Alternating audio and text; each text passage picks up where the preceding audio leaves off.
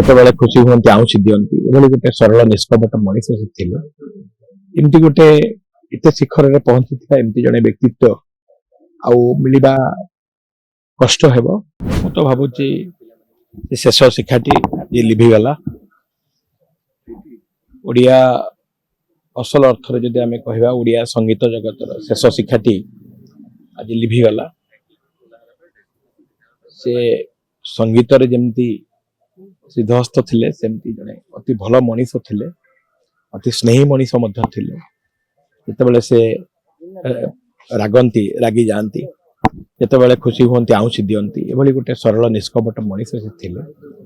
ଏମିତି ଗୋଟେ ଏତେ ଶିଖରରେ ପହଞ୍ଚିଥିବା ଏମିତି ଜଣେ ବ୍ୟକ୍ତିତ୍ୱ ଆଉ ମିଳିବା କଷ୍ଟ ହେବ।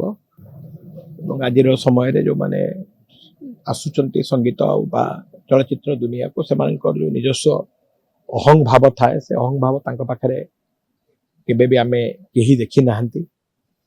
ତାଙ୍କ ଗୀତ ବିଷୟରେ ମୁଁ ଆଲୋଚନା କରିବା ପାଇଁ ମୋ ପାଖରେ ଧୈର୍ଯ୍ୟ ନାହିଁ, କିନ୍ତୁ ଗୋଟେ ଜଣେ ଭଲ ମଣିଷ ଚାଲିଗଲେ।